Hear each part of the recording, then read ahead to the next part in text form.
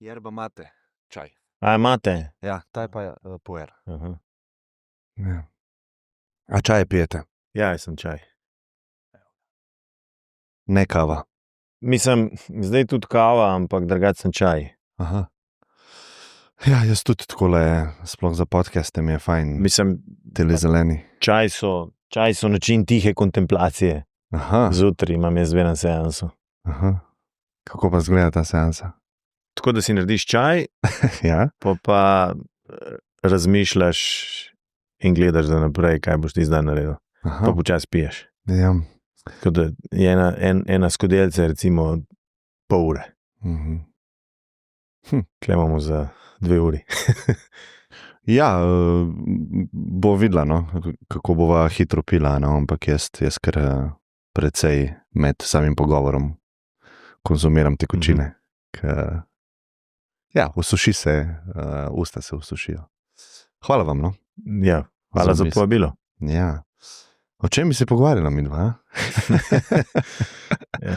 Ponavadi je tisti, ki sprašuje, tisti, ki diktira potem tudi tempo.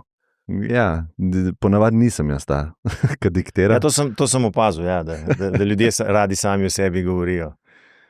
To pa jaz tudi ne vem, a ne, kam bo šlo to, zato ker sva dva v tem in jaz se tudi odzivam na vaše odgovore in potem mi pade neka druga ideja na pamet. A ne. Tako da je zelo zanimivo. No. Pa drugače se mi zdi, Drži. navadni intervju. Ja. A bi lahko začela na začetku, ne vem, pri otroštvu.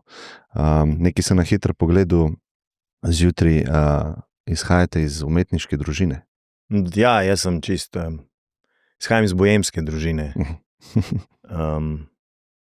Oče akademski slikar, mama akademska slikarka, dedek je bil slikar, freskar, sestra je bila, pač je tudi delala likovno, potem pa dizajnerstvo. Jaz sem šel pa drugam. Jaz sem šel pa pač ven iz tega poklica, pa iz te tradicije. Zakaj pa politika? Ker moj krog ljudi, pa jaz osebno, vidim to kot neko res zanimivo udejstvovanje, sploh z vidika pritiskov, pa z vidika načina energetskih frekvenc, ki obstajajo v tej sferi. A ne. Ni mi nekako tako blizu, pa vse te sile, ki obstajajo, ne, se pravi, vedno imaš nekega nasprotnika, s katerim se ne strinjaš, moraš ga nekako z besedami mogoče celo podrediti. Ne. Tako me malo zanima, kako vi gledate na te sile, pa na to sfero. Vam ni neprijetno?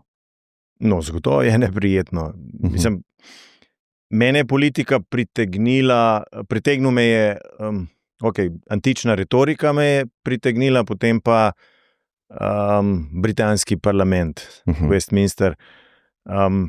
Predvsem odgovori predsednika na izzivanja opozicije, ki imajo pač redno pred vsako sejo, približno tako kot pri nas v državnem zboru, in strašno zanimive razprave so bile, kar je mene dodatno vleklo k temu, da pač glede na to, da me retorika že od nekdaj zanima, da se tudi sam preizkusim v tem poklicu. Drugače pa moja prva izkušnja z parlamentarizmom, čeprav še ni bil takrat pravi parlamentarizem, je bilo, ko smo šli v 3. razredu na obisk v parlament. Takrat vem, da je bila še tista dvorana z grdimi usnjenimi rdečimi stoli, ne v krogla, ampak ravna, in sem stopil pač v tisto dvorano, me je nekaj prevzelo, ne vem, sem rekel, nekega dne želim tu not delati. Nisem vedel nekako, ne na kakšen način, ampak sam ena ideja, ki je kljuvala potem vse skozi notri. Pa vaš background je ekonomija, ne? Ja. To nama je skupno. Že tam sem se pač oddaljil od družinske tradicije. Moram reči, da moji starši niso bili zaradi tega jezni, ker so rekli, da je kultura krvav poklic, in so bili več ali manj veseli, da sem se odločil za drugo pot. Ta umetniška žilica je pa ostala v meni. Kaj pa vam je ekonomija dala? Ker to nama je skupno, ne? Jaz sem tudi šel v to smer. ki vam zdaj nekako pomaga, predvsem z vidika razumevanja sveta. A ne? Ker jaz vem, da tisti, ali pa vsaj tako čutim, tisti, ki nimajo backgrounda iz ekonomije, vsi tako govorimo o teh družbenih stvareh, družbenih problemih. A ne? Se mi zdi, da tam se začnem jaz razlikovati z njimi, a ne? Ker mogoče manjka kdaj kakšen temelj ekonomski, a ne? Kako deluje naš kompleksen svet, ki bazira predvsej na produkciji dobrina. Dostikrat se o tem pogovarjamo, ne? Pa delimo potem te, kako bi rekel, te stvari, ki naredimo, a ne? v družbi, med sabo. A ne? Veliko je govora o tem, a ne? Pa vojne so recimo tudi zaradi tega, a ne? Resursov. Tako malo me zanima ekonomija, kaj vam je dala, čekaj. Ja, bistvo ekonomije je matematika. Zdaj, brez matematike formula ne funkcionira. Ne? Če ekonomija ti pove, da je 1 + 1 2, ne glede na to, kako lepo jih oblikuješ, enke je rezultat 2. Zdaj, mnogi pa teh zelo veliko srečaš tudi v politiki, niti ne razmišljajo v tej smeri in je lahko 1 + 1 3 ali je 0, je 10, kakorkoli, ali pa sploh nimaš teh osnovnih faktorjev, ki delajo enoto. In ekonomija ti da to osnovno matrico, osnovno logiko, da veš, ne, da brez dela ni jela, brez več truda ni boljšega rezultata in da na koncu koncev bližnjice ponavadi se ne izkažejo kot bližnjice, ampak kot precej daljšnice ali pa slabša pot. In se mi zdi, da ti da ta trdno jedro, da ostaneš na tleh in da ne verjameš na prvo žogo vsem lepim zgodbam, ki jih pa v politiki, pa tudi nasplošno v življenju slišiš na pretek, ko ti prodajajo zgodbe o uspehu, ki to v resnici niso. Se mi zdi, da je ena, tako kot sem začel pogovor, glede politike pa teh energetskih sfer, se mi zdi, da največja stvar, ki me moti v temu, je, da je velik poudarek na optiki, a ne pa na besedah. Zato, ker tam se lahko celo zaključa, ne? Se pravi, dobiš glasove, ok, 4 leta, marsikaj se lahko pozapa. Ne? V moji sferi, a ne v biznisu, če nimaš rezultatov, pa baziraš na nekih besedah, a ne, bo trg hitrej dal signal, kakor da signal volilca. Ne? Ma ne, sej, v bistvu je politika tudi matematika. Ti lahko rečeš pred volitvami v 30 dneh do specialista. Lahko rečeš. Ja. Pa ti bodo ljudje recimo nasedli, ti bojo verjeli, ker se sliši lepo in ti bojo dali glas. Ja. Ampak čez 4 leta ti ga ne bojo dali. Bodo zračunali, da obljuba, ki je bila dana takrat, ni bila realizirana in bodo iskali alternativo, neko drugo možnost. In na koncu, ne, politika na dolgi rok je vedno matematika. Na kratek rok je pa, ja, prevara je nekaj, kar pa se lepo sliši, pa zadnji ni nobene substance. In na koncu koncev tisti, ki politiko razume na dolgi rok, jo razume kot matematika, jo razume kot stojiš za tem, kar narediš, stojiš za tem, kar rečiš, in če si prelomil to besedo, si v bistvu izgubil glavno delnico, zlato delnico, ki jo imaš, to je zaupanje v to, kar rečeš. In problem slovenske politike je ravno v tem, da ne drži obljub, da prelomi obljube in na koncu koncev potem stranka bodi si ugasne in nastane nova, ali pa zaradi volilnega sistema, kakršnega imamo, volivec te stranke ne more kaznovati, ali pa tistega, ki je prelomil obljubo, ne more kaznovati. Ne? In zato smo mi recimo v slovenski politiki v tem trenutku na ne najbolj zavidljivem položaju in bo treba kar nekaj sprememb narediti, med drugim tudi reformo volilnega sistema, da bo imeli ljudje neposredni vpliv na to, kdo jih bo zastopal v državnem zboru in potem kasneje seveda tudi na vladi. Ampak spet to je proces, ki je na dolgi rok. Anglija je rabila 200 let, da je prišla do, recimo temu, delujoče demokracije. Mi smo šele pri 35 letih, torej čez 200 let oziroma 165 let bo tudi pri nas demokracija dobro delovala. Problem je, ker to je za naju rahlo prepozno. Ja, zanimivo je, kar rečete, da je politika matematika. Mogoče tukaj imam jaz malo drugačen pogled, da je mnogo bolj psihologija in se mi zdi, da ne vem, če volilci dejansko uspejo trekati. Aha, bila je obljuba, mine toliko pa toliko časa, zdaj imam pa tukaj seznam stvari, ki so jih obljubili, tele so bile prekršene, ko ga vprašamo, zakaj so prekršene, itek lahko zgodbo na novo zapakiramo. Ne? Opozicija nas je nekaj, ali pa odprej je bilo nekaj. Ne? In se mi zdi, da ni toliko egzaktna. Ne, je zelo fluidna. Ja, in to je njen problem, se mi zdi, v primerjavi z biznisom. Ne? Jaz, če tako ravnam v biznisu, mi bo trg prej dal signala, ne? Se to sem prej izpostavil. Ne? Tukaj je pa vse tako, ja, bolj na čustvih, no, to hoče reči, ne? Manj na racionalnem delu možganov. Ne? Ja, ampak čustva so približno tako kot material. Stvar, ki se hitro segreje, se potem ponavadi tudi hitro skladi. Stvar, ki se dlje časa segreva, se potem tudi dlje časa ohlaja. In približno enako vodilo je v politiki. Zdaj neka superstar, mega zvezda, ki zažari, to se v Sloveniji dogaja na vsakih volitvah z pojavom nove stranke, ki obljublja Indijo Kormandijo in da bo vse uredila, se potem v relativno hitrem času skladi, torej ta čustva navdušenja, ko se volivke in volivci soočijo z nerezultati, torej z prelomljenimi obljubami, se začne oddaljevati od te stranke in potem to privede do novega razočaranja. Zdaj, problem teh čustev pri razočaranjih je, ker v bistvu te vsako razočaranje potem vodi morda še eno skrajnost dlje. Torej ne v večjo racionalnost, ampak celo v večjo iracionalnost. Ja, res je. Ja. Torej, če ti ta ponudba, ki je obljubljala vse, ni uspela, torej z glasom tega nisi uspel, greš potem v oscilacijo v drugo smer, ki je praktično enako skrajna, samo še v drugo smer. Ali pa še malce več. No in potem naslednjič greš še malce več. In to je tisto, v ta okvir, kamor smo se zdaj zaciklali v slovenski politiki, kjer smo nehali stremeti k zmernosti, ampak smo se začeli nagniti v eno ali v drugo smer, v upanju, da če bom še pa korak dlje šel, da to bo pa prineslo potem tisti rezultat, ki si ga želim. V bistvu pa logika ravno obratna, če želiš to, da se stvari začnejo urejati, je treba stvar peljati v smer tam, kjer je Gaussova krivulja najkrepkejša, to je pa tam okoli sredine. A mislite, da imamo sposobne ljudi v politiki? Imamo sposobne in imamo nesposobne.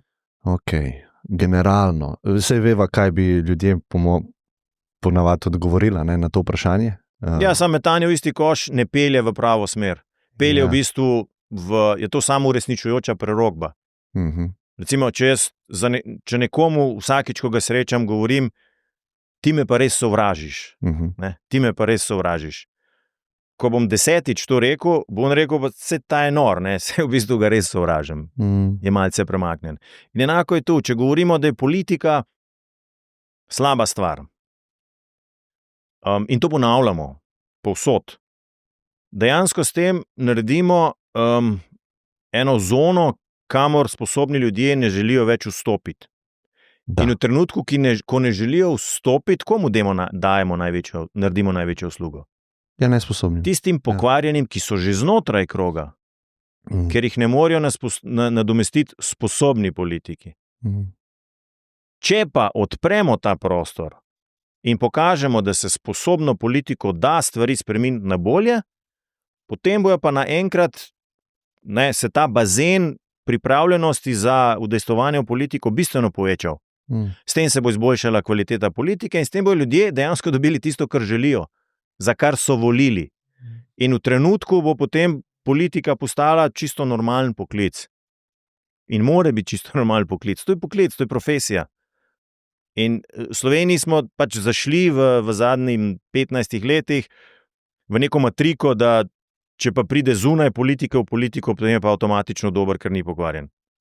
To je približno tako, kot če bi se dal operirati nekomu, ki še nikoli ni operiral. Ker on operira s financami, operira z varnostjo, operira z, ne vem, sistemi, ki vodijo ali pa ki upravljajo podsisteme, in to lahko učinkovito deluje samo nekdo, ki ima izkušnje s tem. Ja, mogoče je res ta antični primer, udejstvovanje v politiki je meni bil vedno blizu, pa zanimivo, da v bistvu posameznik gre v neko javno življenje, pa ali dela kaj v smislu biznisa, dela kaj v bistvu z vidika filozofije, postane bogat, postane uspešen, postane spoštovan in za zadnji del svojega življenja, ko ima neko modrost, gre v politiko. Lahko. Zato, ker te izkušnje, realne izkušnje v realnem svetu, se mi zdi, da so ful pomembne tudi za te sisteme, zato, ker te sistemi želijo urejati realni svet, in če so od njega odmaknjene, mentalno, filozofsko, izkustveno, jaz mislim, da ne morejo stika doseči. In imamo veliko politikov, a pa recimo, tukaj sem se pogovarjal z Miho Kordišem, zanimivi so mi ekstremi v življenju, ne vem zakaj, in jaz mislim, da je on ekstremist, ampak vidim, da mu manjka stika z realnim svetom, predvsem podjetništva recimo, ali pa kako ustvariti neko dodano vrednost na trgu, kjer je trg neizprosen, pa bo trg povedal, a si ustvaril dodano vrednost ali ne. Matematika, ja, in tukaj niso midva imela stika, In jaz mislim, da bi bilo zelo koristno, da bi politiki najprej bili v realni sferi, potem pa šli urejati te sisteme. Ne vem, kaj vi mislite o tem. No, ena od poti je, jaz ne bi zapiral poti. Recimo, jaz pravim, da sem sam poklicen politik, 25 let sem v politiki, na funkciji sem pa 10 let. Samo moje šolanje v politiki je šlo pač preko podmladka. Od najosnovnejših variant deljenja letakov, da sem stal na stojnici v zimi, ob snegu, dežju, v najslabših vremenskih okoliščinah, da nisem bil pripuščen k kandidiranju, da sem kandidiral na neizvoljivih mestih, pa sem se kljub temu boril, sem v bistvu bil prvi, ki sem kandidiral na neizvoljivem mestu, pa delal door-to-door kampanjo, trkal na vrata oziroma zvonil na vrata in se predstavljal kot neznani kandidat. Skratka, sem vzel politiko iz tistega najtežjega dela, najbolj spodaj navzgor, in jaz sem, pravim, to je prvovrstna šola, predvsem zato, ker dejansko se potem naučiš odnosa z ljudmi, načina komuniciranja, pa tudi ugotavljanja, kako pomembno je ta občutek, ki ga imajo ljudje, torej nek okus ali pa neko esenco, ki so ga vzeli bodisi od posamezne politične stranke, od posamezne politične teme, in kako to potem vpliva tudi na njihovo dojemanje politike. Skratka, politika je vendarle poklic, ki se dela na terenu, danes večinoma sicer preko socialnih omrežij in preko medijev, ampak esenca politike pa dejansko je zastopanje ljudi in ta odnos, ki ga uspejo politiki vzpostaviti z volivkami in volivci. In recimo, percepcija ali pa poudarjanje pomembnosti te povezave med ljudmi in politiko je bistveno bolj prisotna pri nekomu, ki je rasel kot politik, torej ki se je vzgajal preko politične stranke, v potem funkcionarja, kot od nekoga, ki je prišel od zunaj. Ja. In bistvo politike je, da ne sme biti uniformirana. Torej, ni eno pravilo edino zveličavno za politiko, ampak je to miks različnih znanj, različnih izkušenj, različnih predzgodb in na koncu koncev različnih vizij. Politika ima samo to, da znotraj te raznolikosti zna najti kombinacijo, torej formule, ki zastopa dovolj veliko množico ljudi, torej v parlamentu pomeni to večino, in pelje v pravo smer. Da pelje v pravo smer, rabiš vizijo in vizionarje, ki ti znajo to predlagati, da ima zadostno večino, pa moraš znati sestaviti dovolj veliko koalicijo, da v bistvu za tistim skupnim imenovalcem lahko to vizijo potem tudi uresničiš. Ja, sigurno ima dve plati ta kovanec, da je pozitivno to, da je nekdo izkušen politik, ampak ja, jaz sem samo hotel izpostaviti ta izkušenost zunaj politike, pa pol to aplicirati na politiko, se mi zdi še bolj pomembno, nekako intuitivno. No. To ste omenili, da bi povečali raven demokracije z nekimi spremembami volilnega sistema. Me zanima, kaj to mislite, pa pol bi se lahko pogovarjala o nekih digitalnih sferah tega, ker se mi zdi, da je problem, da mladi nimajo toliko zanimanja za politiko in posledično je težje zbrati motivacijo in oditi na volilna mesta fizično. Mi smo v digitalni sferi, plačujem stvari prek banke, prijavim se nad certifikatom, zdravstvene stvari tudi z digitalnim certifikatom urejam, pa me zanima, zakaj jaz ne bi smel voliti s tem digitalnim certifikatom. To bi sigurno povečal glas tega dela populacije. No, jaz mislim, da bi morali, posebej v današnjem času, kjer tehnologija omogoča že dovolj veliko varnost, saj zato smo pač demokrati oziroma naši mladi demokrati so predlagali ravno e-volitve po različnih fazah, najprej predvsem za tiste, ki so v tujini, da nimamo tega težkega birokratskega postopka, ki odvrača vsakega normalnega od udeležbe na volitvah, potem pa v naslednji fazi seveda tudi omogočanje elektronskih volitev. Pa sej, to je normalno, do tega bo prišlo, temu nasprotujejo ali pa se zoperstavljajo tradicionalne stranke, ker imajo pač svojo volilno bazo, ob tem pa pozabljajo, da nova volilna baza vsako leto prihaja na trg, na volilni trg in jih je treba na nek način tudi volilno opismeniti in elektronske volitve so nekaj, kar je najnormalnejša pot za ta čas, da se poveča udeležba na volitvah, pa na koncu koncev tudi, da se poveča zanimanje za volilni sistem oziroma za volilni proces, ker če lahko voliš, ko se začneš igrati z idejo, da boš volil, ker je to enostavno na telefonu, boš začel tudi mogoče malce bolj spremljati, kdo ti je najbližje in kdo te je najbolj prepričal. In morali bomo iti po tej poti in tisti, ki v bistvu zadržujejo to pot, so približno tisti, ko so ali pa podoben miselni vzorec kot pred nekaj desetletji, kakšna država celo komaj nekaj desetletij nazaj, drugače pa stoletij, ko se je začelo govoriti o ženski volilni pravici, recimo. Takrat je bilo tudi to nekaj neverjetnega, danes se nam pa zdi to absurdno, sploh razmislek v tej smeri. In mislim, da elektronske volitve so realnost, ki jo bomo imeli upam, da relativno kratkem času. Mi smo predlagali, da bi referendum skupaj z državnozborskimi volitvami naredili ravno na to temo, da se ljudje o tem izjasnijo in potem na podlagi tega, mislim, če je dovolj velika podpora in tudi mladim je potem razlog, da pridejo na ta referendum, se potem tudi to spremeni. Zdaj, kar se pa tiče volilnega sistema, pa mi imamo v bistvu sistem, ki je volilna prevara. Človek pride na volišče, vidi ime, misli, da voli za to ime, v bistvu pa to ime ne kandidira v volilnem okraju z ostalimi imeni drugih kandidatov strank, ampak z imeni iste stranke v drugih volilnih okrajih v tisti volilni enoti.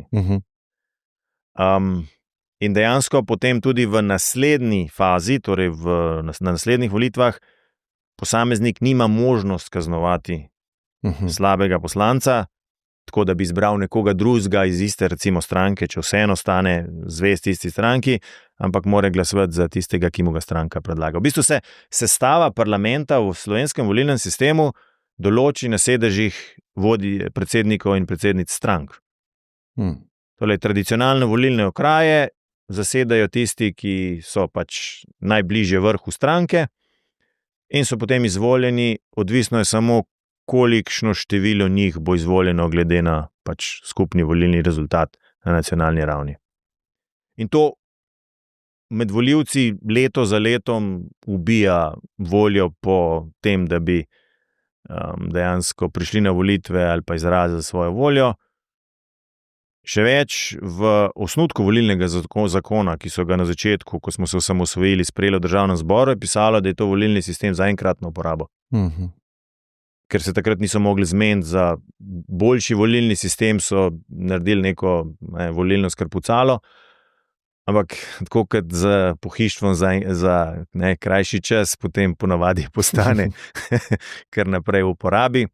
Problem volilnega sistema pa je, da ga spreminjajo lahko samo tisti, ki so bili na podlagi tega volilnega sistema izvoljeni. Kar pomeni, da spremenijo pogoje zaposlitve, po katerem so bili sami zaposleni. Ja, in potem pridemo do zatiča oziroma ne moramo tega spremeniti. Sej podobna stvar je za elektronske volitve, ne? Se pravi, tisti, ki so na oblasti ali pa ki imajo moč, nimajo interesa spreminjati načina, kako prideš do moči, a ne? Seveda. Kralj ne bo rekel, jutri so volitve, ne? Ampak bo rekel, tako je v redu. Tako je v redu, ja. In jaz imam moč, da rečem, a je v redu ali ni, ne? In tukaj so kakšne take negativne, mogoče ne eksternali, ampak negativni aspekti demokracije pa sistema, ne, ki ni popoln, pa ne izraža volje ljudi dosti dobro, ne? Še eno dobro idejo sem slišal glih ta vikend, o kateri nisem sploh nikoli razmišljal. In sicer problem je, da izmed vseh strank lahko obkrožiš samo eno. In kar se začne dogajati, ne, da te stranke, ki niso v tem finalnem dvoboju, ena proti drugi, v bistvu na nek način mečeš stran glasa, ne? Zato ker te dve veliki stranki, dostikrat ljudje glasujejo samo proti nekateri drugi stranki, če so ti pa, ne vem, Pirati všeč ali pa neka mala stranka, pa dejansko vržeš stran glas lahko, če je ta neka obskurna stranka, ki ponavadi ne dobi veliko glasov. In dosti boljši sistem bi bil, se meni zdi, da rangiraš stranke, da imaš, ne vem, neko vsoto točk in jih rangiraš, ne vem, prvih 5. Tako da recimo razporediš svoj glas procentualno med več strank. Ne vem, kako se vam to zdi. Ja, prej ste omenili pač ta fiksacija samo z 2 strankama. To se še posebej potencira v Sloveniji. In obe stranki sta izjemno zainteresirani, da se fiksira kot edina možna izbira. Razlog, zakaj smo v Sloveniji v bistvu tako nezadovoljni za politiko, je tudi ta, da se to izvaja že recimo zadnjih 15 let in se volivce na volitve poziva ne, da glasuješ za, ampak da glasuješ proti. Zdaj pa prenesva to v normalno življenje, da greš ti v trgovino in kupuješ izdelek ne zato, ker ti je všeč, ampak zato, da unga ne kupiš. In vsakič znova, ko se ti doma nabera roba, ugotavljaš, da nisi zadovoljen s tem, kar si kupil, ampak greš spet v trgovino in kupiš proti, samo da tistega ne kupiš. Ta logika je v bistvu obsojena na ta looping navzdol in jo je treba zamenjati z glasom proti. In v bistvu ljudje bi morali sprejeti, da dejansko ni res, da so reducirani na izbiro črno-belo, ampak da obstaja izbira in da lahko izvolijo ali volijo kogarkoli. 50% volivcev približno ostane doma, udeležba 52-53. Kar pomeni, da tisti, ki ostanejo doma, imajo identično skoraj moč kot tisti, ki odločijo, kdo jih bo vodil. In če bi se tisti zavedali te moči, ki jo imajo, bi lahko popolnoma predrugačili sistem, ki vodi Slovenijo, politike, ki so, stranke, ki so v parlamentu. Samo zavedati se je treba moči. In zdaj imamo tiste ali pa tisti 2 stranki, ki sta zainteresirani za status quo, torej relativno nizka udeležba, ker imajo preštete svoje volivce, in pa vse ostale, ki v bistvu morajo najti kisik, da predstavijo svojo politično alternativo, kaj predstavljajo. Je res, slovenski volilni sistem je rahlo neprimeren za to, ampak kljub temu, jaz mislim, da ravno socialna omrežja, zavedanje o teh, da tako, kot je šlo do zdaj, pač ne gre, ne moramo več skozi cel življenje glasovati samo proti, dajmo možnost tudi eni drugi viziji, mogoče glasovanju za, pa probaj enkrat iti na volitve in glasuj za tisto, kar res želiš, ne pa taktično. Ne, da boš v tvoj glas obrazno, ampak glasuj za to, kar si, torej to, kar predstavljaš, pa se bo zgodila ta sprememba. Drugače pa države so reševale te probleme na različne načine. Recimo konkretno to težavo, ki jo izpostavljate, odlično reši kombiniran volilni sistem. Kombiniran volilni sistem pomeni, da imaš ti dve volilnici. Na eni imaš stranke, na drugi imaš kandidata v svojem volilnem okraju. Ti lahko voliš potem, če ste izpostavili Pirata, za stranko Pirati in bo to, kar je bilo na proporcionalnem volilnem sistemu, bilo shranjeno v globalu za stranko Pirati. V imenskem delu, tam, kjer so pa kandidati, pa volite za tistega, ki vam je najbolj primeren, tudi če je iz druge stranke, in če bo dobil dovolj glasov, torej če bo dobil največ glasov v volilnem okraju, bo on tisti, ki bo poslanec, Piratom bo pa tisti odstotek gostov, ki je dobil. Recimo, zanimiv sistem ima pa Avstralija. Približno tak sistem je bil kot pri nas, ker so bili vsi skregani med seboj in je bila toksična politika. Skratka, politika je bila osnovana na tem, da so ena stranka spotikala drugo. In kaj so naredili? Vpeljali so tako imenovani alternativni glas, alternative vote, ker ti glasuješ za tistega, ki je tvoja izbira, in proti tistemu, ki si. In se potem število glasov za in proti odšteva. Na ta način so odstranili tiste najbolj toksične, zaradi tega, ker so morda imeli veliko podporo, ampak hkrati so imeli pa tudi veliko glasov proti in se v seštevku... Se pravi, ekstreme so porezali. Ekstreme so porezali, ja. Tako. Ja, zanimiv. Sicer, če gledava zgodovino, včasih je bil ekstrem potreben, ne?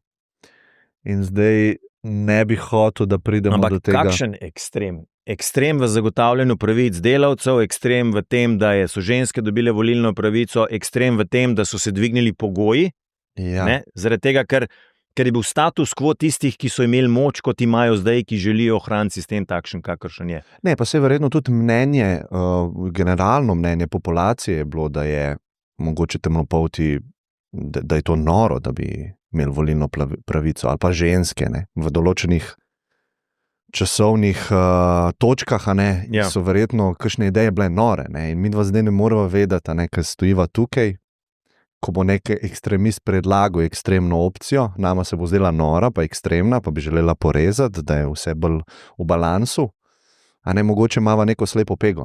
Ne, zaradi tega, ker to so bile ekstremne opcije z vidika neke demagogije. Neke umetno vsiljene demagogije. Ne pa z vidika neke generalne resnice. Smo vsi ljudje. Zakaj bi moški volili ženske, pa ne? To je nenaravno, če smo pošteni. To je v samem bistvu. Iz najne perspektive zdaj, Hočem povedati, da je težko, ko se postaviš v zgodovinsko točko, težko je vedeti, kaj je pravično, moralno, normalno. Ali ste tudi te, ki so pisali deklaracijo o neodvisnosti, pa ustavo ameriško, Jaz te ljudi toliko spoštujem, da mislim, sploh mladi so bili, večinoma pravniki, zgodovinarji, analizirali so celotno človeško civilizacijo in se rekli, da lahko mi nek sistem naredimo, ki bo res bulletproof, pred prevzemom moči, ampak so imeli sužnje. Zdaj bili so ljudje svojega časa. To ne pomeni, da jih midva ne bi smela spoštovati, recimo, zaradi drugih stvari, ampak hočem to povedati. Težko je vedeti, ko živiš v neki določeni točki, kje si moralno, pa kje boš. Tega se treba zavedati, pa biti previden. Ja, razumem, ampak... Včasih je ekstrem bil potreben, to je moj argument. Ja, ampak se zato imamo potem evolucijo. Evolucija pripelje do sproščanja teh spon in do mogoče malo razširitev obzorja. Ampak jaz pravim, da zdaj ta evolucija se mi zdi že tako na visoki ravni, da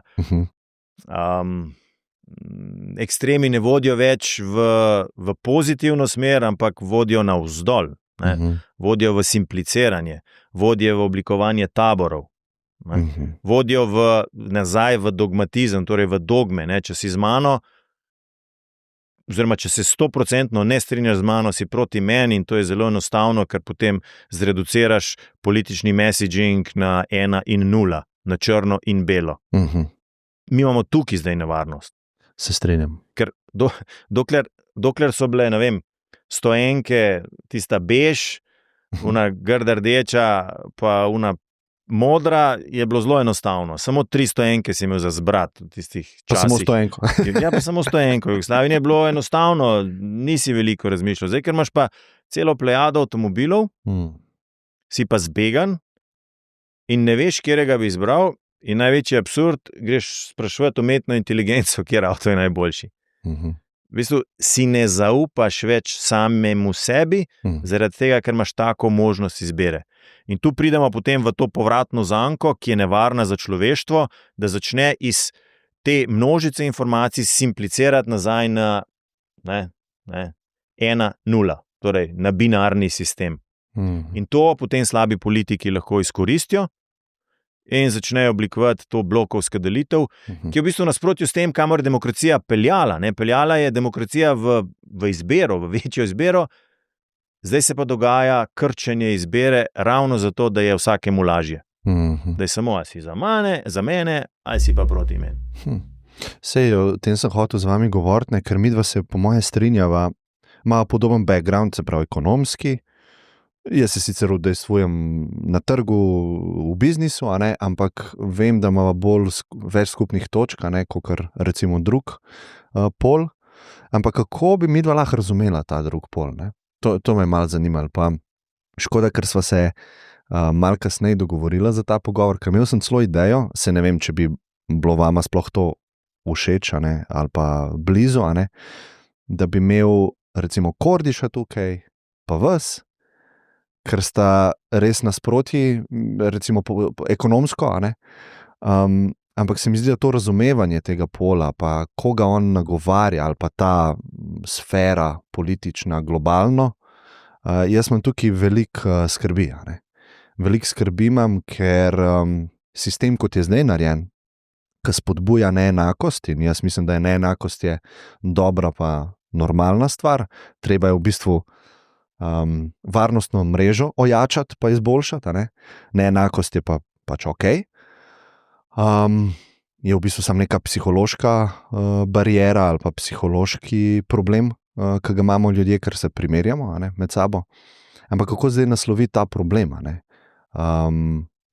Da bojo te enostavne rešitve, gremo vzeti nekomu, gremo razdeliti tistemu, ki nimajo, Ker če to idejo potisnemo v ekstrem, se lahko zgodi, da 51% ljudi glasuje, da tem 49% ljudem, ki imajo malo več, vse vzememo pa damo tem, ki so v večini.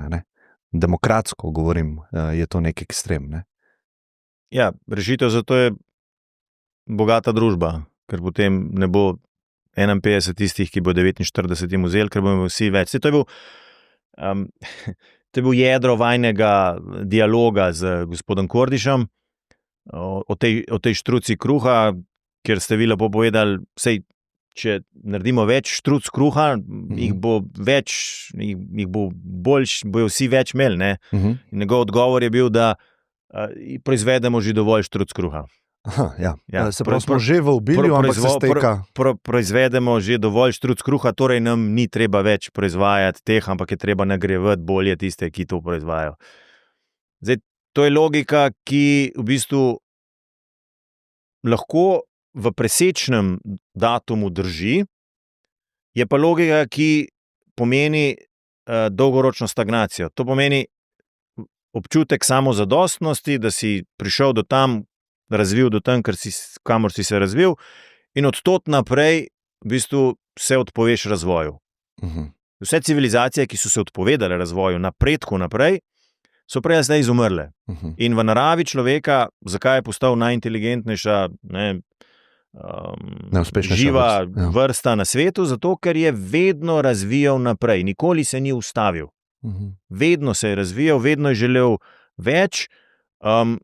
Problem, ki pri tem nastane, je, če vedno želiš več, da si želiš več onkraj tega, kar lahko vzameš iz okolja. Zato smo potem nazaj vpeljali to zeleno agendo, ki mislim, da je nujna, če ne želimo uničiti planeta, v katerem smo.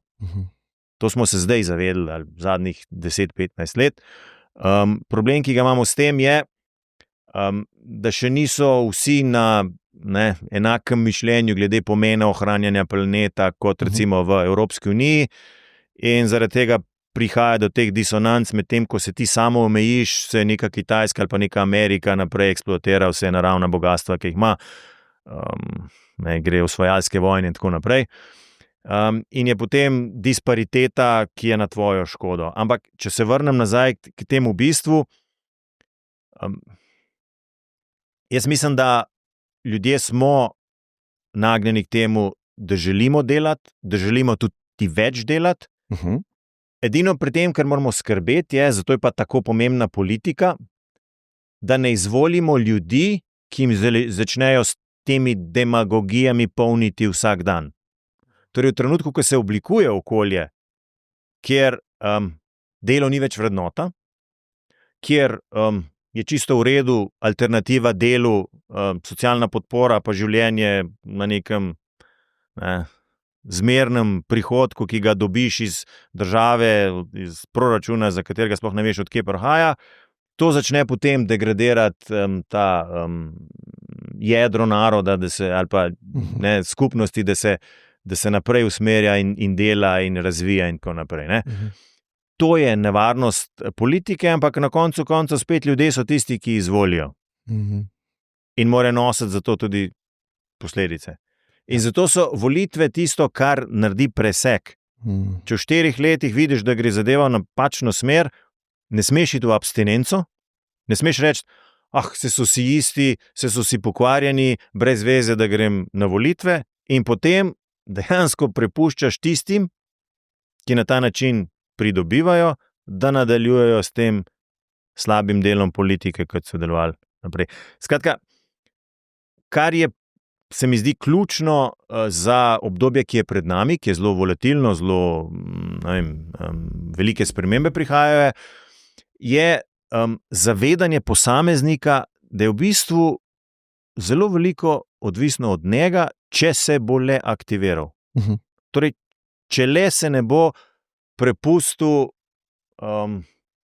totalnemu defetizmu, torej obupanostjo nad tem, da lahko karkoli spremeni. To mislim, da je tisto ključno, kar omogoča, da slabo vodstvo, slaba politika ali pa slabo vodenje države zavzame na dolgi rok svoje pozicije pri upravljanju države. Tudi slaba politika na koncu koncev ni nekaj slabega, če v naslednjem mandatu pripelje ravno zaradi tega do močne, dobre politike. Slabo je, če se obupa nad tem, da se lahko kaj spremeni. Ja. In v Sloveniji smo zelo blizu tega, to je težava. To je težava. Se mogoče, da stopam malo v bran gospodu Kordišu, jaz mislim, da oni ni tako, da dela ne bi vrednotili. Jaz mislim, da oni preveč vrednotijo zgolj delo. In kapital, ki je potreben v današnjem kompleksnem svetu, da se stvari premaknejo, kompleksne stvari, da se premaknejo, čip, ki ga Nvidia naredi, ni produkt dela samo. Nekdo more tvegati svoj kapital, ker kapital je potreben, da sploh zaženeš neko tako kompleksno tovarno. In se mi zdi, da oni preveč vrednotijo samo in zgolj delo. Ja, ampak to je akcija, reakcija.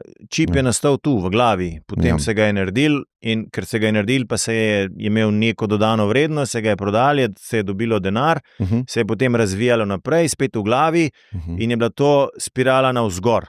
No, ampak če midva imava neko idejo, pa imava vse to v glavi, pa rabava tovarno, nimava pa kapitala. Midva morava nekega investitorja prepričati, dosti dober, da bo on tvegal svoj kapital, da nam bo posodil ali pa bo deleže podjetja dobil. Ja. Ampak če on ne bo nagrajen, ne, ker ni dela vložil, ne, ker je samo ponudil kapital, se mi zdi, da smo izgubili perspektivo za celo enačbo, ki je potrebna, da se nekaj kreira. Ne. Seveda mora biti nagrajen. Tako, samo to sem hotel reči, da oni preveč delo in zgolj delo vrednotijo, in hočejo temu, ki je kapital ponudil ali pa druge aspekte kot fizično delo, minimizirati njegovo nagrado. No, moje vprašanje pri tem je, ali je to iskreno zavzemanje za delo, ali je to stvar neke politične preračunljivosti. Namreč tisti, ki ima kapital, je eden, tistih, ki imajo pa delo, ki delajo, je pa veliko. Zdaj, z vidika neke politične matrike, verjetno je lažje nagovarjati veliko množico, kot pa nekaj njih. Spet, kombinacija je pa kombinacija obeh. Ja. Ne morete izključiti kapital od dela, pa ne morete delo iz kapitala izključiti, ker eno brez drugega na koncu ne more obstajati. Če ti nimaš delovne sile, ti kapital ne pomaga. To recimo imamo zdaj problem, ker pri pomanjkanju usposobljene delovne sile na področjih, ki so recimo kritične. Hkrati pa, če imaš delo, pa če nimaš kapitala, tudi ne moreš zagnati proizvodne, recimo. Ne? In zato je ščuvanje enega proti drugim, zame je to slaba politika. Dobra politika je oblikovanje kombinacije, da oba lahko kohabitirata v smeri, da se gospodarstvo razvija naprej. Mi, če želimo pokriti naraščajoče potrebe, ne vem, za zdravstveni sistem, na koncu za socialni sistem, za delovanje države, kaj rabimo? Mi rabimo gospodarsko rast. Ja. Mi rabimo dobro razvijajoče se gospodarstvo. Mi rabimo rast dodane vrednosti približno 4% na leto, če želimo do leta 2040 imeti 100.000 evrov dodane vrednosti na zaposlenega. To je nek standard, ki nas uvršča med razvite države skupaj z recimo zmagovalkami držav OECD. To je potreben kar velik miselni preskok v našem dojemanju aktualne ekonomije, ker imamo v tem trenutku približno 1,2% rast dodane vrednosti na zaposlenega. Smo v fazi zaostajanja za razvitim svetom in če bomo želeli ta preskok narediti, bomo mogli okrepiti oboje. Torej, in to podjetniško mentaliteto, ne, da ti delaš zato, da dobiš, in če več delaš, več dobiš, hkrati pa tudi tisti, ki delajo, da so primerno nagrajeni za to, kar delajo, da imajo interes, da delajo naprej. Ampak glede problem demokratskega sistema. Prej, ko sem opisal 51% ljudi bo volil, da 49% bogatejšim vzememo, to je sicer ekstremen primer, ampak v Kaliforniji, ne vem, če ste videli ta wealth tax predlog, se pravi, da se milijarderjem, ki imajo več kot milijardo, vzeme 1% vsako leto od tega kapitala, 5 let, Yeah. Se pravi, 5 let se mi vzeme. Ne? In zdaj greva midva na trg, mogoče to celo nekdo slišal prvič iz mojih ust, pa reče, kako smiseln predlog. Ne? Nekomu, ki ima ekstremno bogastvo,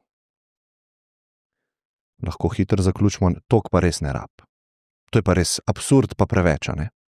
In ko slišiš 1%, rečeš, to je pa res toliko malo. Ne? Nekako smiselna se zdi ta smer. In jaz mislim, da generalno, kakor jaz čutim družbo, vedno bolj bomo šli v to smer. Vedno bolj bomo šli v to smer in se mi zdi, da se večina ljudi ne zaveda, kam lahko to pelje, koliko je lahko državni aparat še bolj neučinkovit zaradi takih, iz kje bomo pač jemala. Ne? In se mi zdi, da tukaj je fundamentalno demokracija broken in bo šla v to smer in ideje bojo vedno močnejše in s časoma bo prišlo, se pravi, pomikali bomo iz milijarde navzdol, pa pomikali bomo ta procent malo navzgor in ker je globalni trg konkurenčen, obstajajo druge države, obstajajo druge davčne politike. Se mi zdi, da bo taka družba pregnala toliko sposobne ljudi ven iz svojega območja. In v Ameriki se to dogaja, ne? Kalifornija zgublja najbogatejše posameznike in grejo v Teksas, Nevado, Florido, ne? In to imajo nek dober sistem konkurence med zveznimi državami, ampak se mi zdi, da se večina ljudi ne zaveda, da ne živimo v vakumu in da je treba tudi bogatejše, kakor se to nepopularno sliši, to, kar bom zdaj rekel, ne?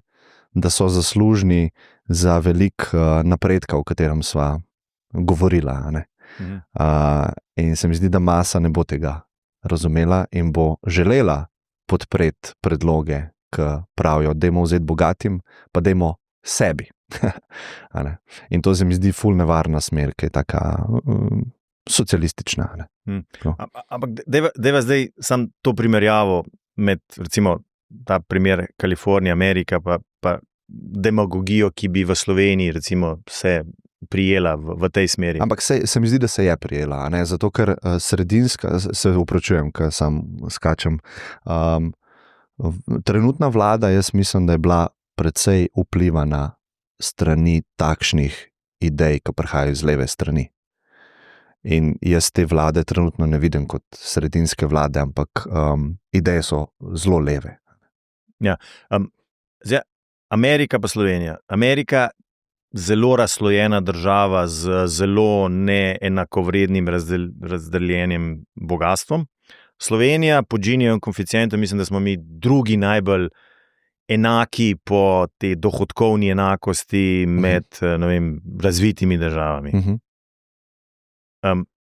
Zdaj, v popolnoma drugačnem sistemu, torej Ameriki, popolnoma neenaka država, en ekstrem upeljati v državo, v Sloveniji, ne, kjer je, ne vem, ta ekonomska enakost tako visoka, je stvar res ene hude politične demagogije. Še posebej zaradi tega, ker dejansko Slovenija se v ničemer ne more primerjati z Ameriko. In problem te jemanja praks iz drugih držav v domač politični diskurs je ravno v tem, da se jemlje jemlje ekstreme, ne pa recimo tisto, kar bi bilo pametno prenesti iz ameriške družbe. Recimo, kaj je bilo pametno prenesti iz ameriške družbe v slovenski sistem? Ta strah pred neuspehom, ki je pri nas tako močen, da zavira vsako aktivnost, v Ameriki v bistvu praktično ni prisoten. Če ti želiš v Ameriki uspeti z gospodarsko pobudo, moraš prej 2-krat, 3-krat, 4-krat propasti. Pa ni to nič sramotnega. V Sloveniji propast je nekaj, kar je smrtna obsodba in nihče ne sme vedeti, noben sosed, da ti ni uspel, to je najhujš. To bi mi morali iz Amerike prenašati v naš družbeni red. To je kultura, to je težje prenesti. Ja, težje, seveda težje, ampak je pa to z vidika nekega družbenega razvoja bistveno bolje kot en tak red ali pa eno tako rešitev, ki se bo tudi v Ameriki izkazala za neuspešno in bo na koncu zginila zaradi tega, ker bojo vsi tisti ta bogati preselili v tiste zvezne države, kjer tega ne bojo delali.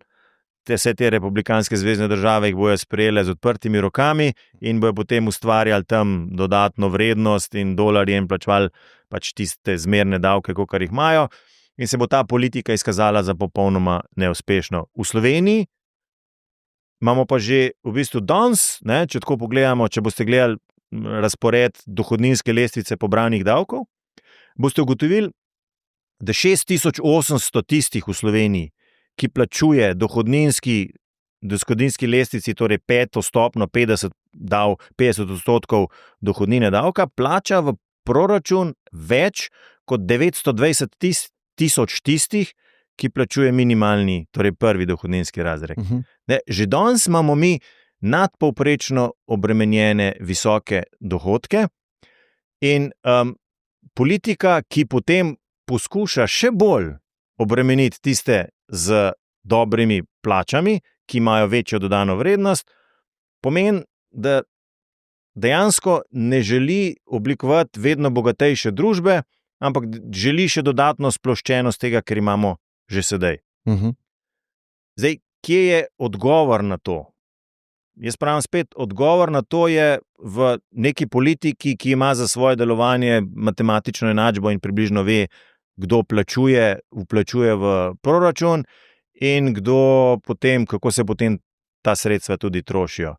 In odgovorna politika, ta vlada, ki jo imamo sedaj, pač v tem delu ni odgovorna, mora vse te reforme sprejeti ali pa narediti že takoj na začetku v prvem mesecu mandata, zato da postavi neke temelje spet nazaj v osnovo neke normalne ekonomike, gospodarstva in omogoči gospodarstvu, da normalno živi. Zato je treba recimo v prvem mesecu naslednjega mandata sprejeti dohodninsko reformo, uvesti razvojno kapico, ki bo limitirala navzgor pač odhodke oziroma plačila za socialno in pač zdravstveno zavarovanje.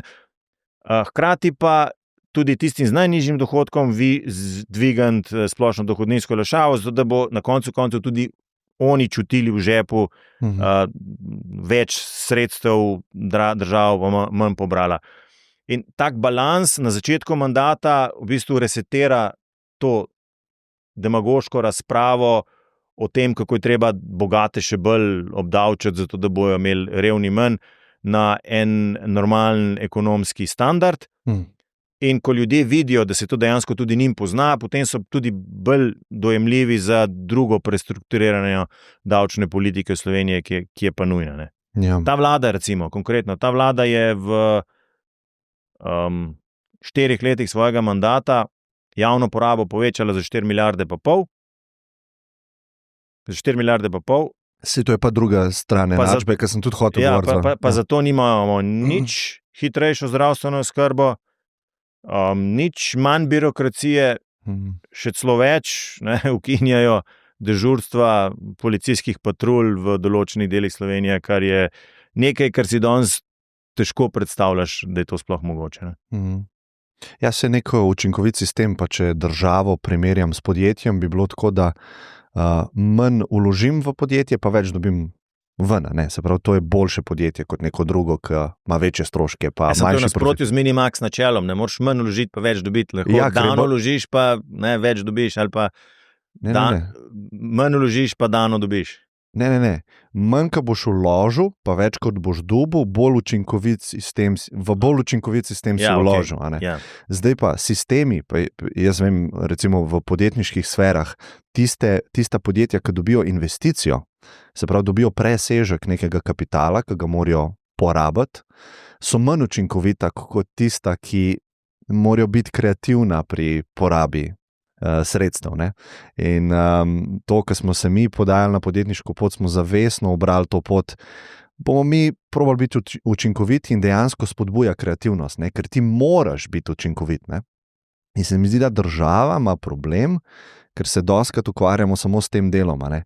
Kako v bistvu več pobrati, ne? Pa komu zdaj pobrati. Ne ukvarjamo se pa z učinkovitostjo tega aparata in če celo zgodovino pogledava, države so vedno večje ratvale, pa večje porabnice so, pa bolj se zadolžujemo, pa bolj printamo, pa zaradi tega inflacijo povzročamo, ker se dejansko krade najnižjemu sloju s tem, ne?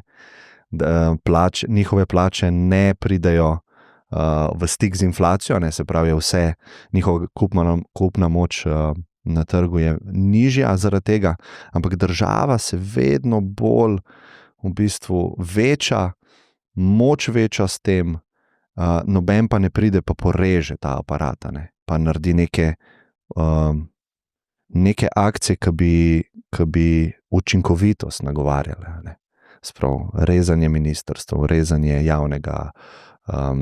javne sfere, ne, to se vedno sam veča. Ne. To smo imeli tudi med to vlado zdaj povečala število ministrstv. Sej to je, vsak organizem evolucijsko tudi ima tendenco, da sebe veča, ne. To je v bistvu njegova naloga na nek način. Ja. A ste brali knjigo Petrovo načelo? Ne. Petrovo načelo je zelo zanimiva knjiga, ki pravi, da vsak napreduje do meje svoje lastne nesposobnosti.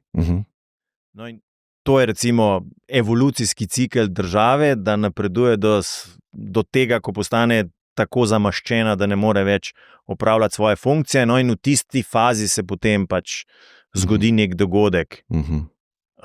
Ker reče, zdaj pa dost, zdaj pa moramo porezati. Zdaj je pa pač manjše število ministrstev, drugačna javna uprava, ne vem, odpusti se določeno število zaposlenih in tako naprej. Zadnji tak primer je, vemo, Argentina, gospod Žago, Motorko, ki je prišel in ljudje so imeli pač dovolj tega in so šli po neki drugi poti. In so bili tudi pripravljeni si zategniti pas in tako naprej. Zdaj, nekateri so to kritizirali, nekateri to podpirajo. Jaz pravim, da je to nek eksperiment, ki se ga splača spremljati. Ampak dobro kaže. Ja, seveda. Verjetno pa ne poznamo teh zgodb, po moje kar velikega dela družine, družbe, ki pa pri tem trpi. Jaz pravim, da je to vedno dobro spremljati od zunaj, ne pa iti skozi ta proces, predvsem zato, ker omogoča, da ne greš v fazo revolucije, ampak da zadeve urediš v fazi evolucije. Skratka, ko se ti smernice začnejo, ali pa ko se ti škarje začnejo odpirati, imaš dve možnosti. Naprej se delaš, kot da se ni nič zgodilo in voziš državo, dokler lahko, ali po eni fazi rečeš, dragi moji, tako ne bo šlo več naprej, mi potrebujemo manjšo državno upravo, mi potrebujemo manj ministrstev, mi potrebujemo vlado, ki bo servis gospodarstvu, državljanom, podsistemom, ne pa tisti, ki se bo postavljal nad vse ostale podsisteme, ampak za tako odločitev rabiš nek širšeni družbeni konsens. Zato jaz pravim, da je Slovenija zdaj v neki prelomni točki. Mi smo zdaj ravno tam. A mislite, da je bolečina dosti velika za tako stvar? Jaz mislim, da bolečina ni dovolj velika, je pa okolje in okoliščine so dovolj kričoče za zdravorazumski premislek v tej smeri. Ker v nasprotnem smeri bomo šli iz ene oscilacije v drugo, ki bo nujno potem pripeljala še do tretje oscilacije, naslednja varianta je pa gospod z Motorko. Zdaj pa, želimo iti po tej poti ali pa želimo prej se mogoče ustaviti pa reči, jaz mislim, da je čas, da začnemo povezovati vse tisto, kar je dobro med nami, zato jaz govorim vedno o politični širini.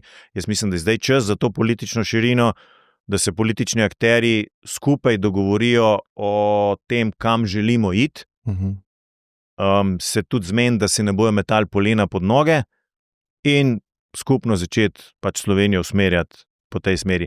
Da je čas pravi, me prepričuje tudi to, da praktično vse organizacije, Gospodarska zbornica, SBC, posamezne strukture ali pa podsistemi oblikujejo svoje strategije razvoja Slovenije. Made in Slovenija 2035, vizija 2040, SBC projekt. Vse v bistvu dajejo klic urgentnosti. Smo na prelomu ali pa na križišču, na razpotju, kjer se lahko odločimo, ali gremo še naprej tako, kot smo hodili do zdaj, da se ne oziramo na tiste znake, ki imamo, ali pa se zavemo kritičnosti situacije in gremo dogovorno v smer neke razvite Slovenije, neke uspešne Slovenije. Zdaj, tista strategija vizija 2040, gospod Ložar je napisal, mi je dala eno zelo zanimivo primerjavo, da je Slovenija približno tako kot trio na Titaniku, ko se je Titanik že potapljal, ko so že spuščali čolne dol, rešili so se tisti, ki so oni so pa igrali, kot da se ni nič zgodilo. Ustvarjali videz, da je še vse tako, kot naj bi bilo, medtem je pa sistem razpadal. Zdaj, mi tega razpada sistema ne vidimo, ker ta razpad danes ni takšen, kot si ga predstavljamo, da začne omet odpadati, pa da se stavba zruši. ta razpad je treba gledati na daljši rok. Namreč, zdaj se dogaja točno to, da je ta razvoj, recimo umetne inteligence, sodobnih tehnologij, tudi nove geopolitike takšen, da bo prepad med zmagovalkami, tistimi, ki se bojo pravočasno prilagodili, ki bojo novo tehnologijo usvojili zato, da bojo ujeli korak s časom, in tistih, ki bojo negirali te spremembe in govorili, da je še vse tako, kot je bilo 10 let nazaj in da lahko še mirno naprej živimo, postal tako velik, da se ga ne bo dal več nadoknaditi. In mi bomo oropali ne eno generacijo, kot smo v času finančne krize, mi bomo oropali vse generacije za naprej, če se ne bomo odločili za to pot. Zato je, se pravim, če se na naslednjih volitvah odločimo še enkrat za staro politiko, smo si v bistvu s tem zaklenili ta kvantni skok naprej. Za ta kvantni skok naprej rabimo pa sodelovanje vseh. No. Ne gre samo, ne da se hitro teči samo z enim pljučnim krilom. Je že tako. Zato imamo 2 pljučni krili, da lahko orang vdihnemo in iz sebe stisnemo vse, kar lahko. In s povprečnostjo v naslednjem obdobju pač ne bo šlo. Mislim, bo šlo, samo moramo prevzeti potem posledice nase. To pa je povečevanje razlike med tistimi, ki bodo dobro živeli, in med nami, ki bomo samo gledali, kako se oni razvijajo, pa kako nas prehitevajo. Mi smo pa vedno bolj slabe volje. Je ta prispodoba Titanika, to mi je zelo blizu, ker se mi zdi zaradi vsega zadolževanja, ne, pa printanja fiat denarja, se mi zdi, da se potaplja vsaj v nekih sferah to, kar poznamo do zdaj. In imam občutek, da ne, da se igra violina, ampak ljudje kradejo v bistvu tele vilce pa žlice še, kar se da pokradeti, pa v žep trpajo, ne. Tak občutek imam bolj, ne. Da se ne pogovarjamo o pravih izzivih pa problemih. In gospodarstvo, jaz mislim, da dostikrat, pa neka stroka, govori o teh stvareh, ne. In ne vidim tega stika, no. Da politik ali pa nek običajen politik nima toliko stika s temi spremembami, ki se dejansko dogajajo na terenu, a ne, na terenu, in s tem mislim v biznisu, pa kam gre zahodni svet. Zato želijo ohraniti status quo, vse tako, kot je. Nič se ne da spremeniti. Nima smisla, da se trudite, ker se ne bo dalo nič spremeniti, vse je že naprej odločeno. No, kaj pa lahko naredimo s Slovenijo? Slovenija ima izjemno, geostrateško lego, imamo izjemne talente, imamo zelo veliko dobrih idej, manjka nam pa ta preskok, pa se spet vračam na politiko, pač sem iz tega foha, iz tega, kaj politika predstavlja. Ne? A je politika zato, da si odrežeš kos pogače, torej, da se grebaš zato, da dobiš tisto, kar imaš občutek, da ti pripada, ali pa politika nekaj, ki je en del sistema, ki ima to izjemno moč, da upravlja sistem, kar pomeni, da ga naredi delujočega ali pa nedelujočega. In taka politika, ki dela delujoč sistem, je v bistvu dosti neseksi. Niso to pompozni nastopi, napovedi, ne vem, kakšnih izjemnih projektov, ampak to je vse splošno izvajanje nalog, ki jih vlada mora narediti, zato da bo sistem deloval. In verjemite mi, v Sloveniji je zatečeno stanje, kjer je teh nalog za par 100 strani. In politika, ki bi morala v naslednjih 2 mandatih voditi Slovenijo, je politika nekakšne tehnične vlade.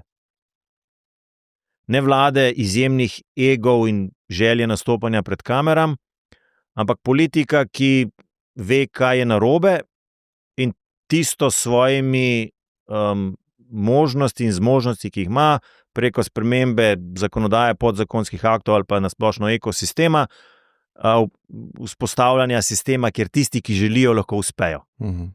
Slovenija ima veliko ambicij, ima veliko uspešnih podjetnikov, ki imajo željo, ki imajo ideje, in mnogi, ki so bili toliko trmasti, so uspeli, mnogi, ki pa niso bili tako trmasti, pa bi lahko uspeli, pa niso uspeli ravno zato, ker se jih je pač birokratsko spotikali na vsakem koraku. In Slovenija, verjemite, v trenutku, ko bo odprla ali pa ko bo zadihala, ko bo sprostila, ko bo začela jemati politiko na tej smeri, kot da je izvaja oblikovanje okolja, spodbudnega okolja, bomo šli zelo hitro naprej.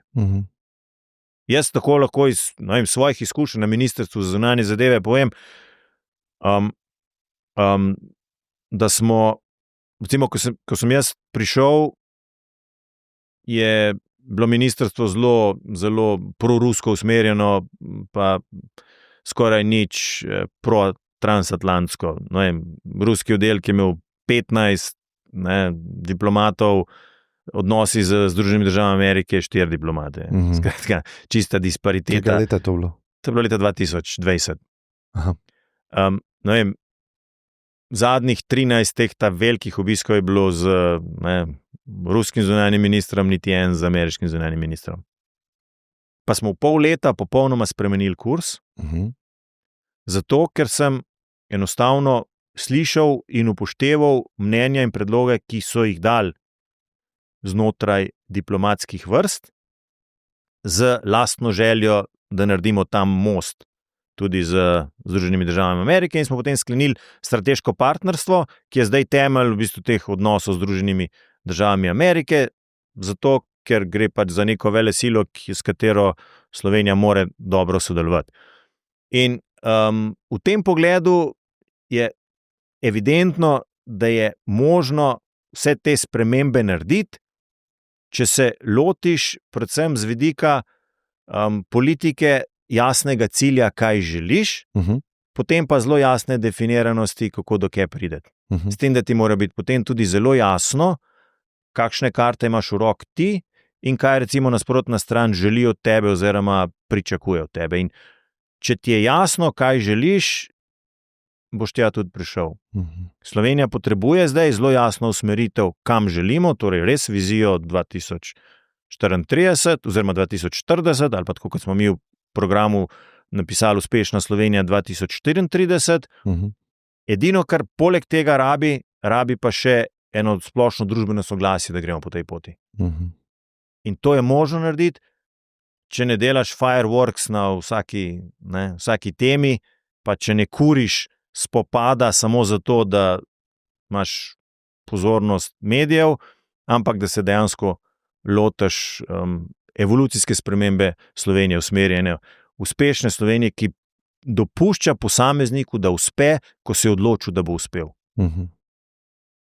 Ena zanimivost, ko sem jaz na ekonomski fakulteti, me je dekanja povabila, da sem spregovoril ob diplomantom ob zaključku, tista ta velika dvorana, prvi vhodu ta velika, kjer je 1000 sedežev, ali 500, mislim, da jih je. No, mislim, da jih je 800. No, pa 800. Bila je čisto polna. No, jaz sem pač tam zelo enostavno vprašal, kdo od vas v glavi ima misel, da bo pustil pečat na tem svetu? Koliko rok se je dvignil? Vse. Ne, ena. Kako? Ena. Ena sama. Se pravi vprašanje, ali želiš pustiti pečat? Ena sama roka. In so se vsi ozrli proti njemu, kaj pa ti dvigaš roke. Zanimiva generacija, ker moja generacija, ekonomske fakultete, takrat je Facebook, mislim, da rastel, pa ta film je bil The Social Network. Sprav neko to startup miselnost oziroma podjetništvo je bilo ful močno čutiti v družbi. In če bi takrat po moje vprašali, vsak je imel v bistvu željo potem, da naredi nekaj velikega. Ja, pa se vi ste. No, mislim, moja generacija ima to noter. No? Zato me to preseneča, ne vem, a se je spremenil, a je ta generacija zdaj drugačna. To me res preseneča. No? Kaj, da je neka apatija ali... Apatija, strah pred izstopanjem,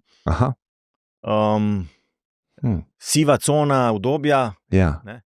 Ja. To je nekaj, kar je zelo slabo za Družbo. probojnost družbe. Ja. V bistvu bi morali vzgajati ravno nasprotno. Ja. Če v Ameriki to vprašali, bojo vsi roke dvigali. Vsi bojo prepričani, da bojo pustili pečat. In dejansko, če si prepričan v to, imaš en drive, en motor, ki te vodi naprej, marsikomu ne uspe, ampak ravno zato, ker grejo vsi naprej, jim uspe veliko več, večjemu številu, kot če imaš nek dvom v to, a boš naredil ali kaj. Ja, sigurno. Če ciljaš na zvezde, se lahko zgodi, da boš na Luni pristal. Ne? Ja. In že to je velika. Ne? Ja. In vidimo v biznisu tudi, ko mi delamo neke cilje, a ne res naredimo absurdne cilje. Absurdne, ne smešne. Ampak to pomeni, da usmeriš ladjo tja, ne? Greš na polno, pa tudi če nisi čist dosegel, ne, si naredil neverjetne stvari. In jaz zavidam ameriški družbi ta aspekt. Ne. Sej, No, družba ima veliko težav. Ne. To je ta del, ki bi ga mi mogli kopirati. Se strinjam. Ne anomalije, ta del bi mi mogli kopirati. Torej, to, da ni nič groznega, če padeš, oziroma če ne uspeš. Pa jaz sem recimo v politiki najboljši primer za to. Jaz sem serijski loser v politiki. Praktično vse te, ker sem šel, ne, za župana sem kandidiral, pa ne 3-krat za Evropski parlament, pa potem za predsednika sem kandidiral. Ampak me to ni spodneslo, da bi mi ubilo voljo po spremembi, po tem, da nekaj naredimo. Kvečjemu okrepilo, ker vedno pravim, da je vsaka stvar za nekaj dobra. Jaz, če ne bi šel na županske volitve v Ljubljani, ker sem sicer dosegel rekorden rezultat za desno-sredinskega kandidata ever v Ljubljani, ne bi mogel iti na predsedniške volitve. Če ne bi šel na predsedniške volitve, ker sem dosegel rekorden rezultat za desno-sredinskega kandidata za predsednika, ne bi mogel svoje stranke narediti. Ne bi mogel demokratov narediti. In če ne bi mogel demokratov narediti, pač ne bi zdaj te filozofije in spremembe paradigme, kaj naj politika prinese v slovenski politični prostor, torej ne delitev, ampak sodelovanje, pač ne bi s to platformo zdaj mogel nastopati na naslednjih državnozborskih volitvah. In recimo ta logika, ki jo je v Ameriki pa res živa, ne, to bi mi mogli že v šolah pripeljati v mindset vsakega državljanke in državljana Republike Slovenije. In to je vedno vzgoja na dolgi rok, ki se pokaže čez nekaj generacij in ki potem loči uspešne narode od neuspešnih. In to je bistvo v Sloveniji za naprej. Agilna, razmišljujoča, aktivna in samozavestna generacija, ki jo lahko v bistvu samo preko šolskega sistema spraviš v družbo. Ja, preko šolskega sistema da, ampak mladi so kot spužve in hitro si iščejo vzornike. Po moje že pri 3 letih gleda, kdo bi on rad bil. In pa ima neke fantazijske heroje v mislih, mitološka bitja iz nekih zgodbic, pravljic in podobno. Potem pa možgani se formulirajo in začnejo gledati realni svet, in rečejo, jaz bi želel biti ta. In se mi zdi, da je v družbi najbolj pomembno, kdo je ta. Kdo je na vrhu hierarhije, ki ga želijo ljudje posnemati. In določeni aspekti ameriške družbe dajo na vrh hierarhije neke podjetnike, pa neke ljudi, ki so uspeli. Določen del seveda tudi kritizira, in se mi zdi, da imamo v Sloveniji malo ta problem. Nekdo pokuka ven, je uspešen, nekaj je naredil, nimamo tako dobrega mnenja. In se mi zdi, da mladi to čutijo in srkajo. In mogoče celo neko tako sovraštvo, nelagoden občutek do bogatstva, nelagoden občutek do ambicij, nelagoden občutek do tega, da si ti uspešen v družbi. Mogoče ti oče, ki ni bil uspešen, pa sam sebe sovraži, reče, da je ta lopov. Itak nočeš biti tam. In s tem malo upraviči to svojo bolečino, ki jo ima, zakaj ni on tega dosegel. In to je kulturološko in je zelo težko spremeniti. Oziroma vsak sam lahko to proba Ja, spremeniti, da je ta Zdaj, posameznik, ne, da živi po teh vrednotah. ne trdim, da imam prav, ampak jaz si nekako to razlagam, jaz si nekako to razlagam ravno v tem prastrahu pred neuspehom. Prastrah pred neuspehom ti To je socialni strah, ne? Zato, ker, ti zablokira to, da narediš prvi korak.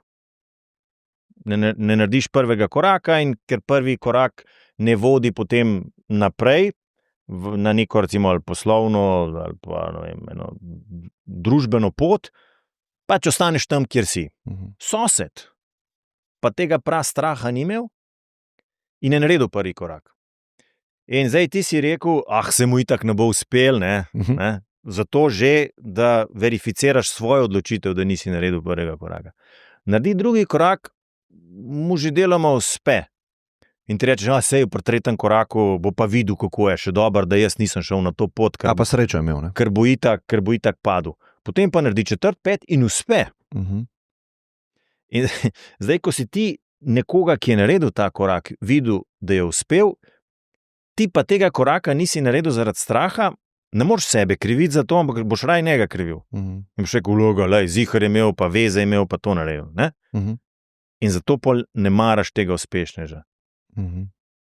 In če mi prebijemo ta prastrah in človek naredi prvi korak, pa ne uspe, pa poskuša drugič, pa tretjič mu parata, se bo tudi počasi družba spreminjala v tej smeri, da bomo sprejeli in bi jih hvaležni za tiste uspešne, ki so nekaj naredili. In bomo potem zelo zadovoljni, če bo sosed uspešen, če ne drugega zaradi tega, ker bo tam, kjer živiš, tista soseska dobila na vrednosti in boš na koncu lahko tudi stanovanje ali kaj po višji ceni prodal, ker je bliže tistega, ki je uspešen.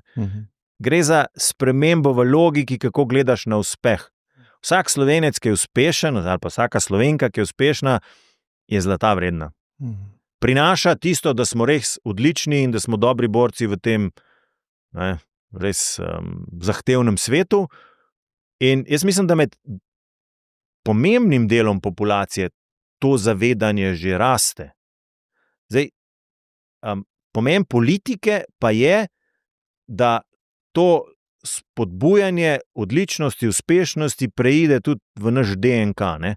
To pa lahko samo na način, da to spodbujamo in da ne uporabljamo demagoških politik, ki sovražijo bogate, ki sovražijo uspešna podjetja, ki ščuvajo razredne boje med seboj. Recimo, to, kar se je aktualna politika odločila, da je zdravnike vzela za razredne sovražnike, zato da je cel mandat pač imela neko temo, iz katere je lahko oblikovala javni diskurs, je nekaj strašno slabega za slovensko družbo. Če boste gledali javnomnenjske potem ankete o tem, kakšno je dojemanje zdravstvenega sistema, boste ugotovili, da je ta politika uspela v tem boju, iskanju razrednega sovražnika v zdravnikih. Ampak na dolgi rok je pa naredila strašno škodo temu spoštovanju in spodbujanju izjemnih zdravnikov in izjemnega zdravniškega znanja, ki je recimo v Sloveniji prisotno. Lahko se celo zgodi, da se marsikdo ne bo odločil za zdravstveni poklic, ravno zaradi tega, ker bo dojemljiv za to niansiranje sporočil ali pa za to slabo retoriko povezano z zdravniki. In bo lahko cela generacija ali pa pomemben del generacije oropan neke zdravstvene odličnosti ravno zaradi tega. In to bo cena, ki jo bo šla na dolgi rok.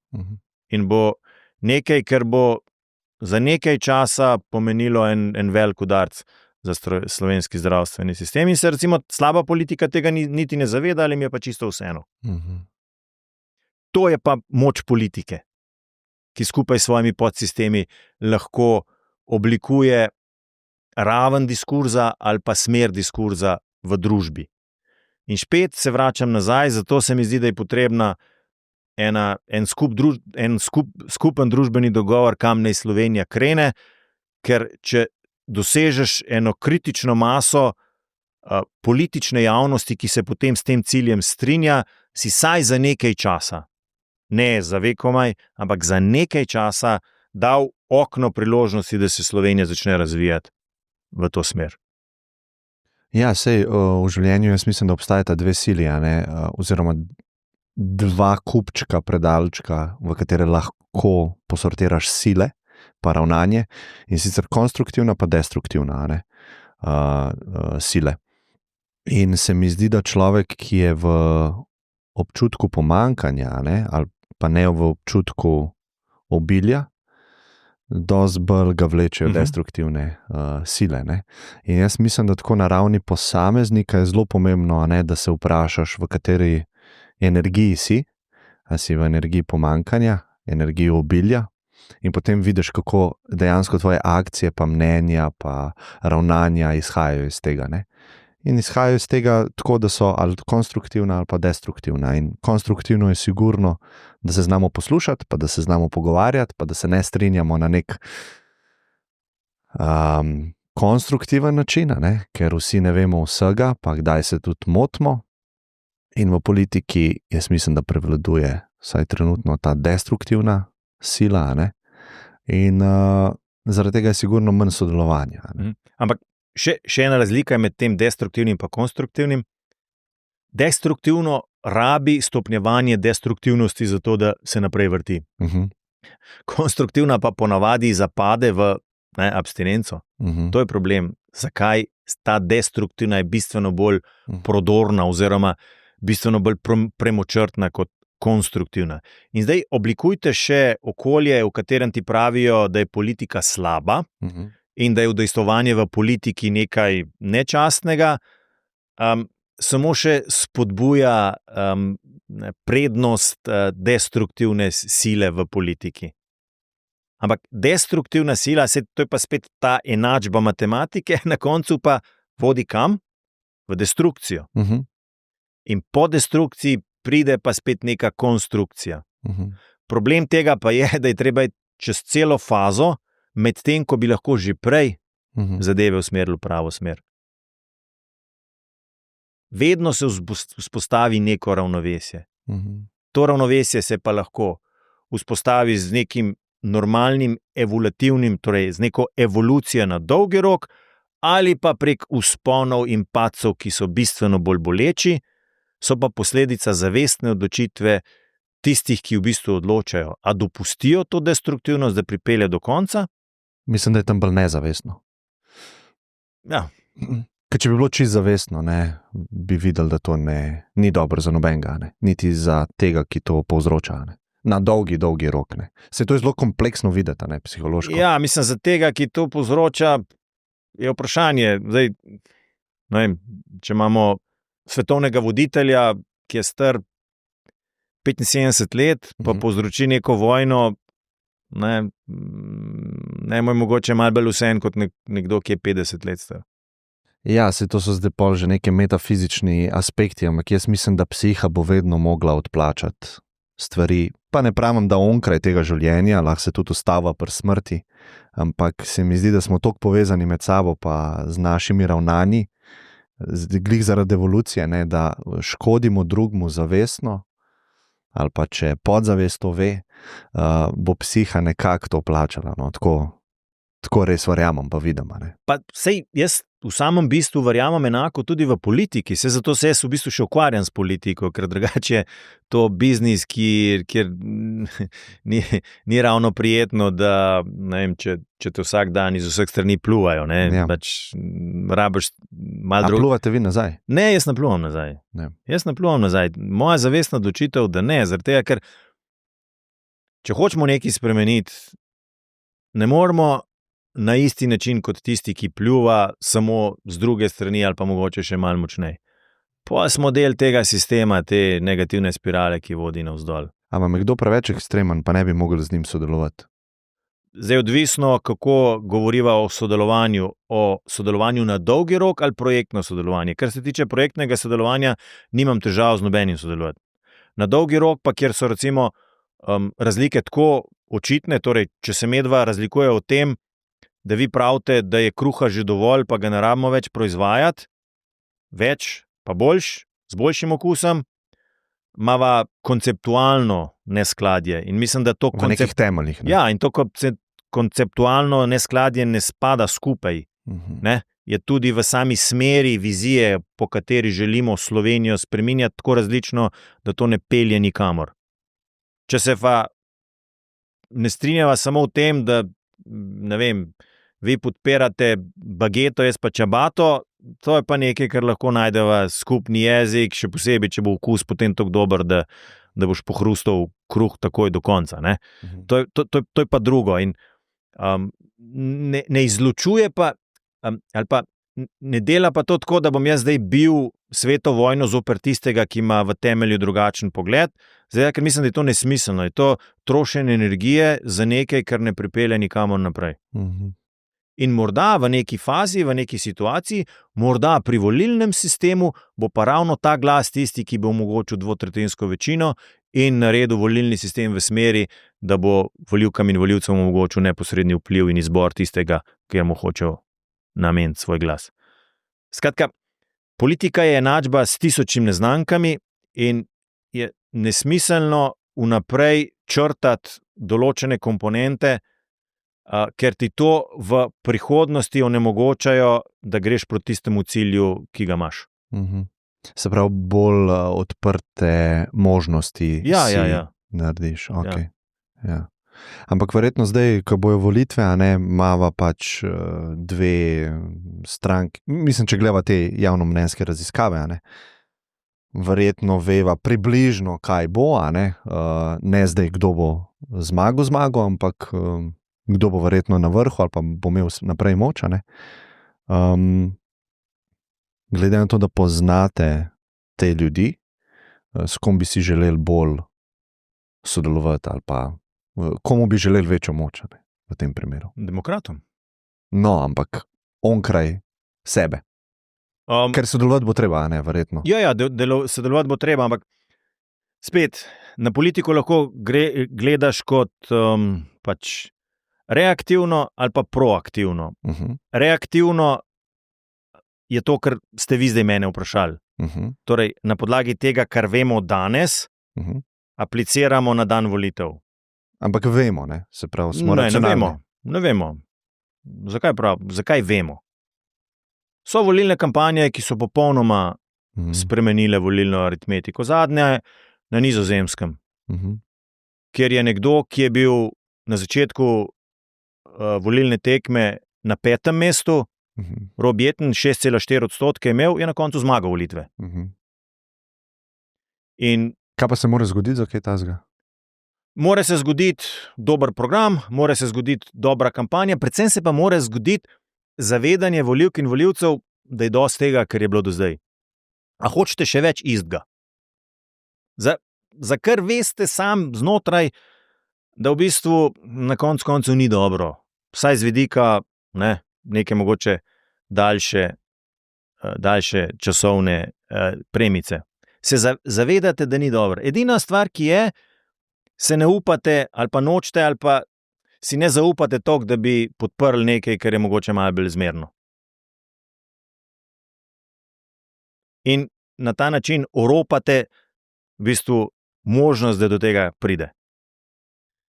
In zdaj, če je reaktivna politika taka, da se prilagaja na zatečeno stanje, je proaktivna politika tista, ki poskuša to zatečeno stanje spremeniti. In demokrati smo proaktivna politika. Smo tisti, ki pravimo, da obstaja izbira. Smo tisti, ki pravimo tistim 50%, ki ostanejo doma, zaradi tega, ker so razočarani na politiko, da tokrat lahko spremenijo zadevo. Pa tudi tistim, ki so glasovali proti samo zato, da ne bi nekdo prišel, tudi dajemo priložnost, da mogoče enkrat glasujejo za in spremenijo politiko. In v Sloveniji, če se bomo vračali na stare vzorce, ne bomo dobili drugačne Slovenije. Bomo dobili samo še več iste Slovenije. Zdaj me pa zanima, koliko časa, kolikrat smo mi pripravljeni ponavljati eno in isto, pričakovati drugačen rezultat. To je tisto bistvo, kjer se bojo te volitve lomili. Torej, a bodo volivke in volivci ugotovili, da tokrat obstaja izbira in bojo izbrali nekaj, za kar verjamejo, da lahko spremeni Slovenijo. In tukaj smo demokrati tisti, ki to spremembo lahko prinesemo. Imamo najboljšo ekipo, imamo program, ki je nastal ravno na ta način, tisti neseksi, tehnični, ukrep za ukrepom, ali pa bojo odločili se za podaljševanje tega, kar so že gledali, pa jih na nek način ne navdaja z nekim optimizmom, ampak sprejmejo, ker jim vsi iz vseh zvočnikov povejo, da je to tako, da pač neke druge opcije ni. Hvala, Anže. Pa srečno. Ja, hvala lepa. Enako srečno tudi vam. Hvala.